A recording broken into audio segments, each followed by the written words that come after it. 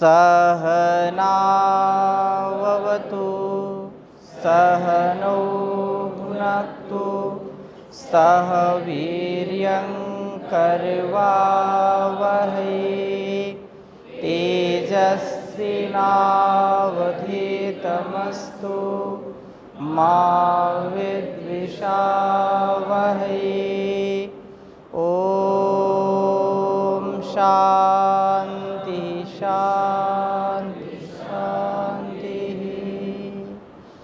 ईशावास्यमिदं सर्वं यत्किंच जगत्। एक साथ बोलेंगे, एक साथ बोलिए। ईशावास्यमिदं सर्वं यत्किंच जगत्यां जगत् तेन त्यक्तेन भुञ्जीथा मा हृदा कस्य स्विद्धनं कुर्वन्निवेह कर्माणि जिजीविषेशतं समाः एवं त्वयिनान्यथेतोऽस्ति न कर्मणि असुर्यानां ते लोका अन्धेन तमसावृताः तास्ते प्रेत्यापि गच्छन्ति ये केचात्मनो जनाः अनेजदेकं मनसो जवीयो नैना देवा ब्रुवन् पूर्वमर्षत् तद्धावतो नान्यतेति तिष्ठत् तस्मिन्नपो मातरिश्वा दधाति। तस्मिन् अपो मातरिश्वा दधाति। वेद मंत्र उस परमपिता परमेश्वर के इस संसार का नियमन कैसे वो करता है और कितना शक्तिमान है। इंद्रियों से भी वह परे है और इंद्रियों मन आदि से वह अत्यंत श्रेष्ठ है। इसलिए उस परमात्मा की भक्ति हमको करनी चाहिए और उसकी ही शक्ति से आकाश में वायुमंडल में इतने प्रचुर मात्रा में हम जल का आधान देख सकते हैं। जितना समुद्र नीचे है उससे भी कहीं ज़्यादा जल आसमान में है। और मनुष्यतर जो भी प्राणी हैं वे भी कुछ शारीरिक जो कर्म हैं उनको करने में समर्थ होते हैं। एक प्राण के कारण ही वायु ही तो है, प्राणवायु, और प्राणवायु होने से हम कितने बड़े बड़े कर्म करते हैं, अर्थात कितने वजन भी उठाते हैं, दौड़ते भी हैं, व्यायाम भी करते हैं, बोलते भी हैं। अगर प्राणवायु ना हो तो कोई पलक भी नहीं झपक सकता। आंखें खुली की खुली रह जाती हैं, मुंह भी खुला का खुला रह जाता है जब प्राण नहीं होते, प्राण पखेरु उड़ जाते हैं। एक वायु के कारण ही समस्त कार्यों को, समस्त क्रियाओं का संपादन हम कर पाते हैं। इस दृष्टि से उस परमात्मा की व्यवस्था अत्यंत महनीय है, अत्यंत श्रेष्ठ है। इसको हमको समझना चाहिए और उसका अनुभव करना चाहिए। इसलिए अगले वेद मंत्र में और सुंदर बात कही है। इन 4 वेद मंत्रों में कोई किसी का प्रश्न हो तो पूछें। पूजा जी, किसी का कोई प्रश्न नहीं है इधर? तो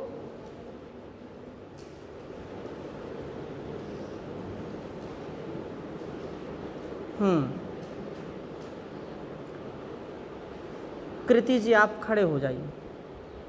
एक वेद मंत्र को सुना करके थोड़ा सा अर्थ बताइए। इन 4 वेद मंत्रों में कोई सा एक वेद मंत्र जिसको आपने समझा है।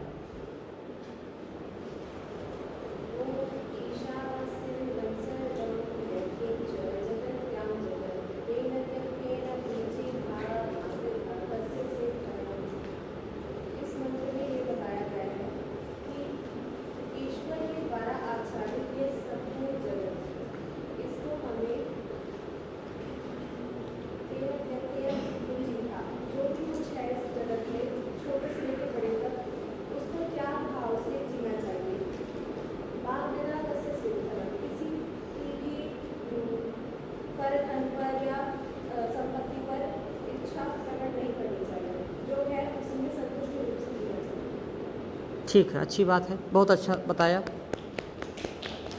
इधर से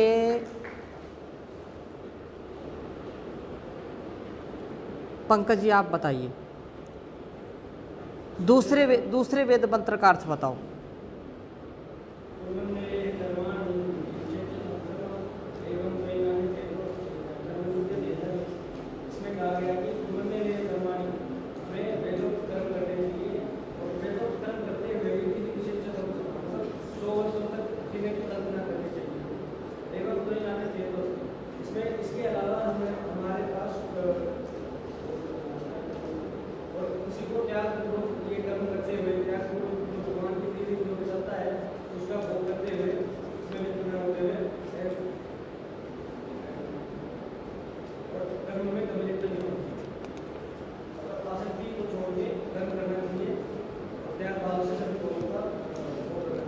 बहुत सुंदर, बहुत अच्छी बात बताई है, शाबाश।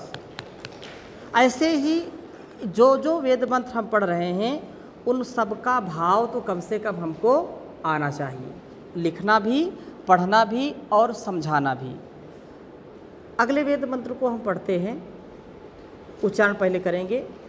तदे जति तन्नय जति तद्दूरे तद्वंतिके तदंतरस्य सर्वस्य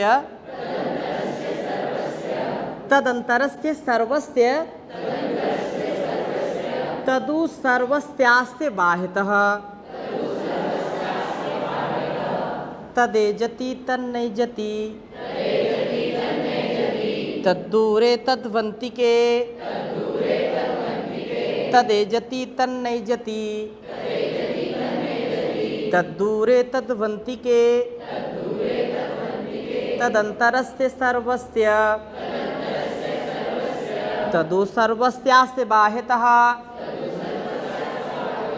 तदे जति तन्नय जति तद्दूरे तद्वंतिके तदंतरस्य सर्वस्य तदु सर्वस्यास्ते बाह्यतः तदे जति तन्नय जति तद्दूरे तद्वंतिके तदंतरस्य सर्वस्य तदु सर्वस्यास्ते बाह्यतः।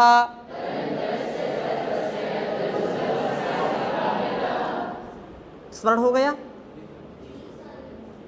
ठीक है, सुनाइए, आप सुनाइए। हाँ,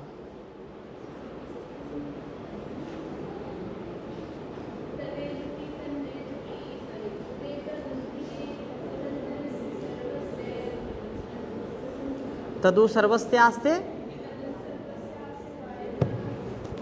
आप सुनाइए।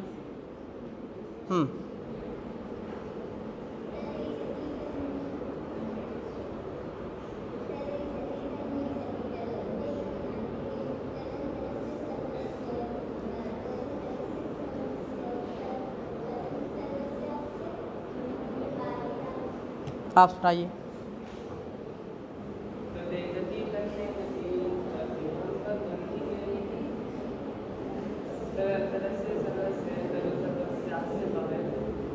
आप सुनाइए।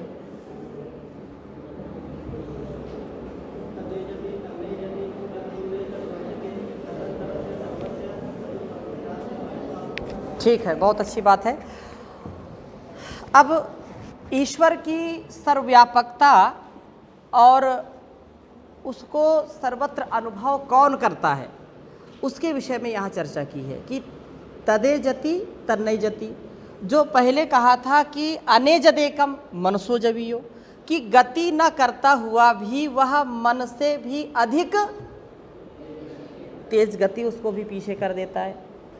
यहाँ पर कहा तद ए जति तन्न ए जति।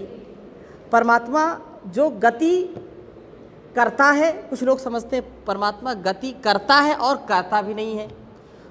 दो बातें विरोधाभास की हैं। गति करता भी है, तदे जति, वह गति करता है, तन्नय जति, वह गति नहीं करता। तद दूरे, वह दूर भी है, तद्वंतिके, वह निकट भी है। तद दूरे तद्वंतिके, वह निकट भी है, दूर भी है। ऐसा दो प्रकार से समझाने का प्रयास किया है। परमपिता परमेश्वर जो सबको गति देता है, स्वयं गति नहीं करता। इस बात को समझना पहले। तदेजति, एजति माने वो गति कराता है, स्वयं करता नहीं है। स्वयं यदि गति करेगा तो फिर स्थान भी उसका परिवर्तित होगा। यदि कोई यहाँ से गति करके, गति के 3 अर्थ होते हैं, जान, गमन और प्राप्ति। गति के 3 अर्थ होते हैं, जान, गमन और प्राप्ति। तो कोई जब गति करता है तो 3 चीज़ें अपने आप स्वाभाविक रूप से प्राप्त होती हैं। परमपिता परमेश्वर चूँकि कण कण में समाया है, सब व्यवस्था सत्ता वही चला रहा है और वो सबको गति दे रहा है। यहाँ संसार में हम कोई वस्तु जब फेंकते हैं तो उसमें गति लगती कि नहीं लगती, और जब जितने बल से हमने उसको फेंका उतने दूर तक जाएगा, इसके बाद वहाँ पर फिर वो रुक जाएगा। कोई बॉल आप लेते हैं, गेंद लेते हैं, गेंद जितनी ताकत जिसके शरीर में होती है उतना वो तेज़ी से फेंकता है, और जहाँ तक उसका बल काम करता है वहाँ तक ही वो जाती है। परंतु परमपिता परमेश्वर ने जो सूर्य, चंद्र, पृथ्वी एक बार बना करके चला दिया है और वो सतत गति कर रहे हैं। गति कर रहे हैं कि नहीं? और स्वयं परमात्मा गति नहीं करता। तदेजति तन्नयजति, वो स्वयं गति ना करता हुआ सबको गतिमान करता है, सबको प्रगति के पथ पर अग्रसर करता है। यह परमपिता परमेश्वर की विशेष कंपते चलती। तो ये जो कंपन करना, चलना, ये परमात्मा का कार्य नहीं है, अपितु उसके द्वारा ये सारा संसार कंपायमान है, चलायमान है। उसी के द्वारा ही धरती चलती है, उसी के द्वारा सारा सूर्य चंद्र,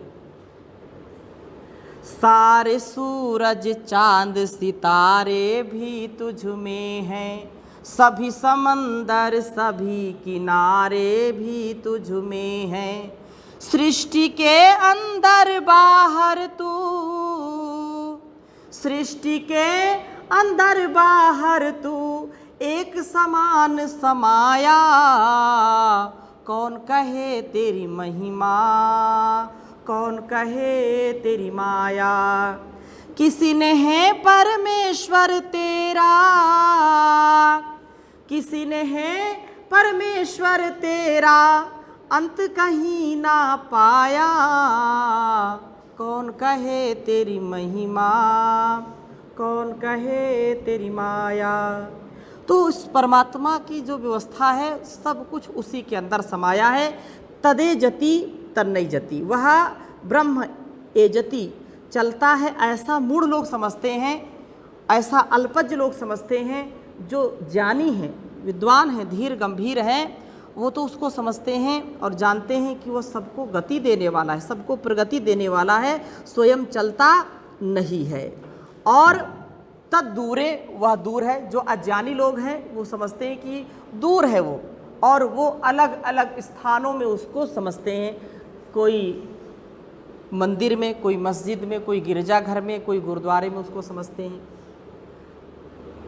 एक ही मसाले, एक ही जैसे ईंट पत्थर से, चाहे मंदिर हो, चाहे मस्जिद हो, चाहे गिरजाघर हो, चाहे गुरुद्वारा हो, बनाने वाले भी वही हैं और सामान भी सब वही है। लेकिन ऐसी लोगों की मति है कि गिरजाघर में गए तो दूसरी भावना है, मस्जिद में गए तो दूसरी भावना है, मंदिर में गए तो दूसरी भावना, गुरुद्वारे में गए तो दूसरी भावना। गुरुद्वारा वाला या मस्जिद वाला, मंदिर वाला या गिरजाघर वाला ही व्यक्ति ये सब यदि समझे कि यही है, तो सृष्टि के कण-कण में कौन विद्यमान है। यदि केवल इन्हीं स्थान पर हम उसको माने तो जंगल में कौन किसकी रक्षा करेगा? ईश्वर तो वहाँ जाएगा नहीं। तो परमात्मा की जो व्यवस्था है उसके लिए इन चार दीवारी, इन ईंट पत्थरों के मकानों की आवश्यकता उसको नहीं है। वो तो हर हृदय में समाया है, कण-कण में समाया है। इसलिए कहा कि तद दूरे, वह अज्ञानियों से दूर है। जो अहंकारी हैं, जो कुसंस्कार से युक्त हैं, जिनको ऐसा सामर्थ्य नहीं है, जिनको ऐसा ज्ञान नहीं है, प्रभु के प्रति जिनकी भक्ति नहीं है, उस परमात्मा को दूर समझते हैं। और दूर समझते हैं तो यहाँ अब समझते हैं कि यहाँ तो ईश्वर है नहीं, ईश्वर तो हरिद्वार में है, ईश्वर तो काशी में है, और यहाँ तो हम ही हैं। तो ऐसे तुच्छ विचारधारा वाले लोग पाप कर बैठते हैं। क्यों? क्योंकि ईश्वर को सर्वव्यापक समझते नहीं हैं। और जो सर्वव्यापक समझते हैं कि हर समय, हर पल, हर क्षण वह हमको देख रहा है, सुन रहा है, जान रहा है, वो पाप से बचता है। मेरी बात सबको समझ में आ रही है कि नहीं?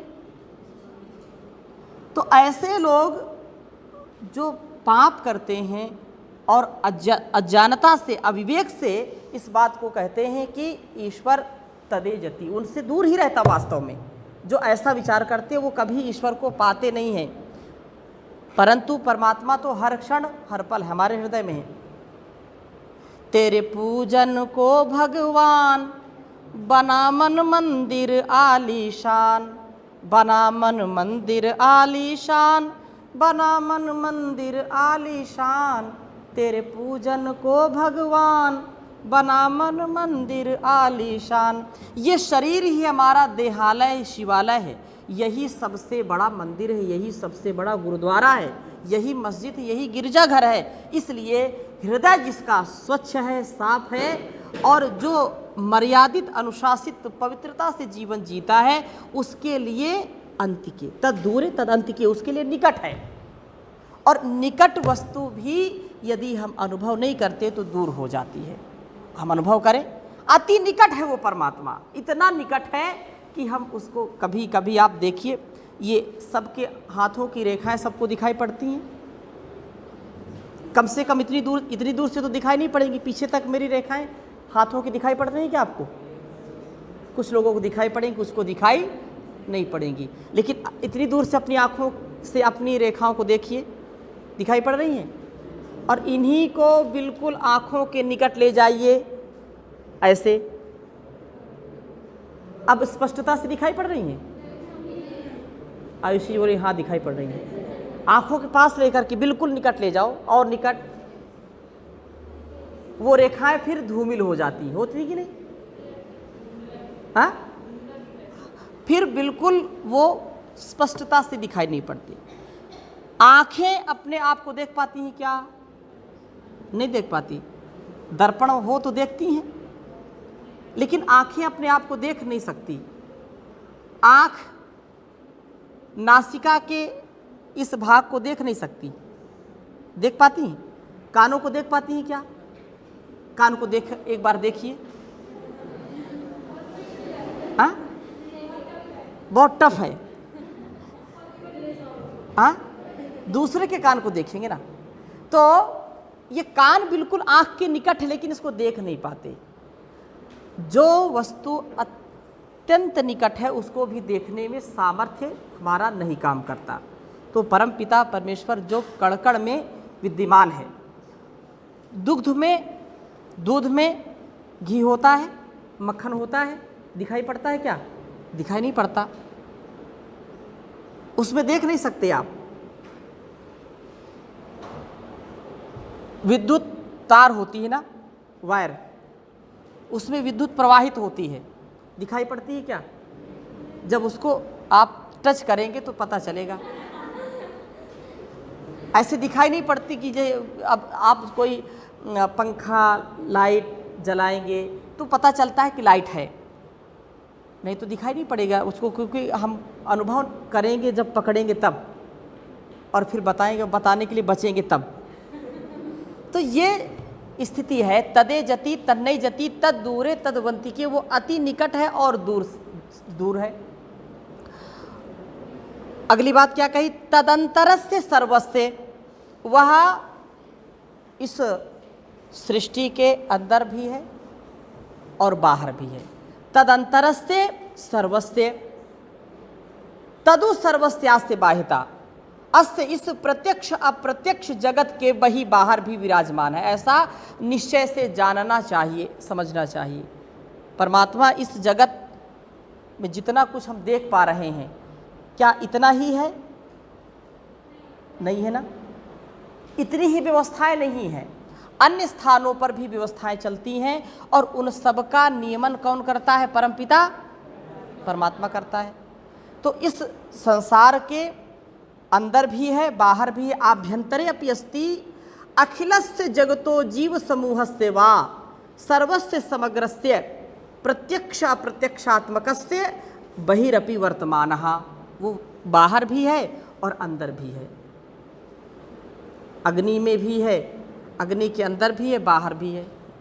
जैसे अग्नि के अंदर कोई लोहे का आप गोला डाल दीजिए तो अग्नि गोले के अंदर भी होगी और गोले के बाहर भी होगी। जैसे एक कटोरी जल लीजिए और उसमें थोड़ी सी रुई डाल दीजिए, तो जब आप रुई को बिल्कुल भिगा देंगे पानी में तो रुई के अंदर भी जल है और बाहर भी जल है।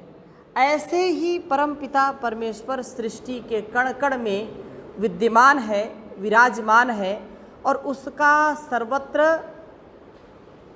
आप दर्शन कर सकते हैं। लेकिन ये बड़ा कठिन है, इसको वही पाते हैं जो धीर गंभीर विद्वान हैं, जो उपासना करते हैं, जो आराधना करते हैं, यम नियम आसन प्राणायाम प्रत्याहार धारणा ध्यान समाधि पूर्वक अष्टांग योग का पालन जो करते हैं, उन्हीं को इसकी अनुभूति होती है। बात स्पष्ट हो गई। और एक उदाहरण कहते हैं कबीर जी, जैसे कस्तूरी मृग होता है। कस्तूरी मृग समझते हैं? देखा किसी ने आज तक? अच्छा, तो कस्तूरी मृग वो होता है जिसके नाभि में कस्तूरी है और उसमें बहुत अच्छी सुगंध निकलती है। वह कस्तूरी मृग उस कस्तूरी की सुगंध को सूंघ करके चारों ओर जंगल में भटकता रहता है। कहाँ है, कहाँ है, कहाँ है, ये सुगंध कहाँ से आ रही है उसकी नाभि में, लेकिन वो पूरे जंगल में खोजता रहता है। कस्तूरी कुंडली बसे हे बन माई, कस्तूरी कुंडली बसे मृग ढूंढे बन माही। ऐसे घट घट राम है दुनिया देखे नाही, रे कबीरा दुनिया देखे नाही।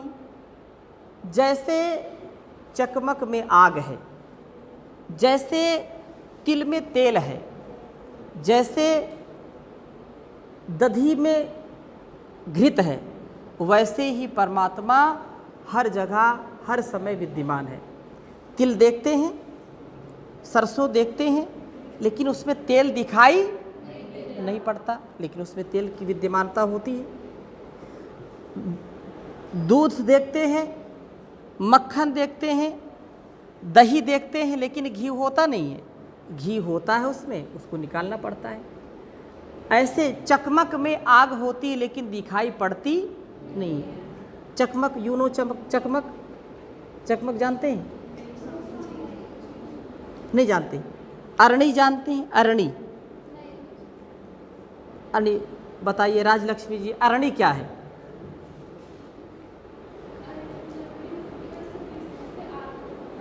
हाँ, उसको घिस घिस करके उस पर चलाते हैं और जब लकड़ी के ऊपर लकड़ी होती है, उस वजन लकड़ी होती है और उसको घिसते हैं तो फिर उससे अग्नि निकलती है, उसको फिर उससे फिर यज्ञ करते हैं।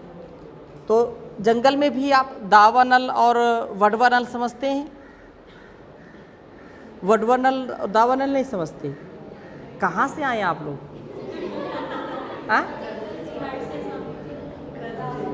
बैठो।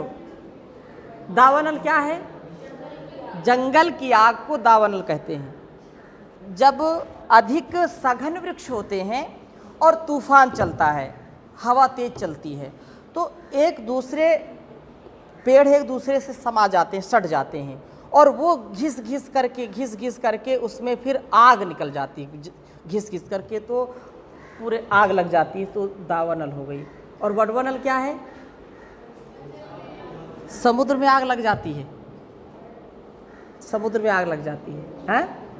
तो वडवनल और दावनल, तो ऐसी जो दृष्टि है, इस दृष्टि को समझना चाहिए और परमात्मा को हर जगह हर क्षण विद्यमान समझना चाहिए। वो सबको देख सुन जान रहा है, इसलिए हमारा जो व्यक्तित्व और कृतित्व है उस परमात्मा को आत्मसात करे, उसका ग्रहण करे और पूर्ण कृतज्ञ भाव से। अच्छा ये बताइए, परमात्मा की व्यवस्था ना हो तो हम देख सुन सकते हैं क्या, वार्ता कर सकते हैं क्या? माता पिता हमको बनाते नहीं हैं, उनका सामर्थ्य नहीं है, परंतु माता पिता का अत्यंत ऋण हमारे ऊपर होता है। क्यों? क्योंकि जन्म से लेकर के जब तक हम अपने पैरों पर खड़े नहीं हो जाते तब तक कितने कष्ट वो सहते हैं, हम इसकी कल्पना भी नहीं कर सकते। इसलिए हम जो पिताओं का भी पिता है, जो परम पिता परमेश्वर है, उसका भी सदा मान रखें, क्योंकि ये जीवन उसी ने दिया है और ये सारा संसार उसी का दिया हुआ है। ऐसा हमारा स्वभाव होना चाहिए। तो आज यहीं पर विराम करते हैं, शेष चर्चा फिर अगली कक्षा में करेंगे।